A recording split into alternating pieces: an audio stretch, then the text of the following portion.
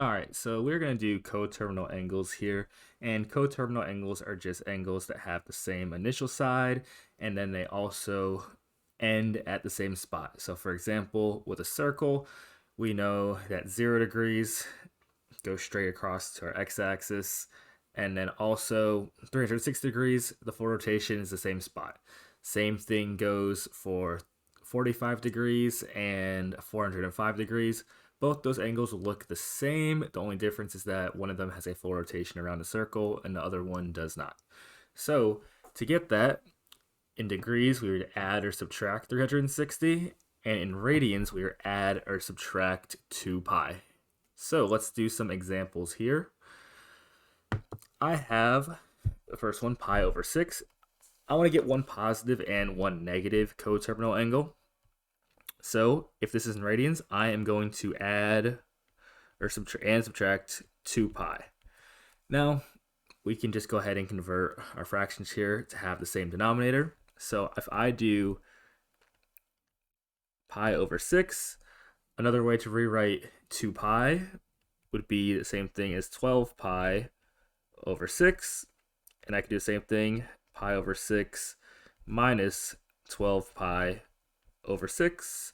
So one coterminal angle positive would be 13 pi over 6, and one coterminal negative would be negative 11 pi over 6. So those would be an example of coterminal angles. Let's do another example here. Let's do this one here that's negative. So I have negative 9 pi over 4. I'm going to add and subtract 2 pi to get my coterminal angles. So again, plus or minus 2 pi. And I'm going to rewrite this here. I will get negative 9 pi divided by 4 plus, this would be 8 pi over 4. Just again, when I get a common denominator. And I'll also do negative 9 pi over 4 minus 8 pi over 4. So if I add these two together, negative 9 pi plus 8 pi will give me negative pi over 4.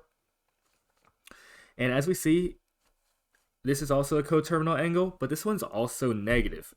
So this could work as our one negative coterminal angle as well.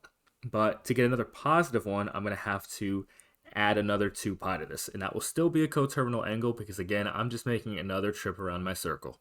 So if I add another 8 pi over 4, that would give me 7 pi over 4.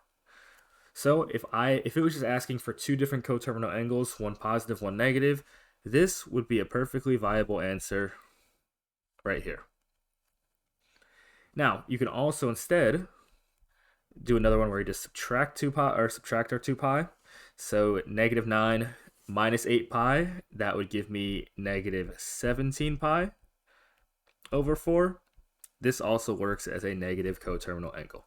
So all three of these two would both work for a negative, and this would work for a positive. If I wanted to go even further again, I could add another 2 pi. That would be another positive coterminal angle. All right, let's do a couple examples in degrees. So I have 52 degrees. I'm going to, now instead of adding and subtracting 2 pi, I am going to add or subtract 360. So 52 plus 360, and then I will also have 52 minus 360. So 52 plus 360, that is going to give me 412, and then 52 minus 360, that is going to give me negative 308 degrees. So these would be one positive, one negative coterminal angle if I have it given to me in degrees. And that one's negative, but I want to do one again that's a little bit more in depth. I have negative 390 degrees. Again, degrees will add or subtract 360 degrees. So negative 390 plus 360, negative 390 minus 360.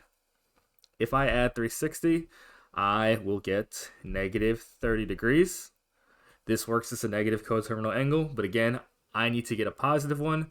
So negative 30 again, plus 360. That will give me a positive 330 degrees.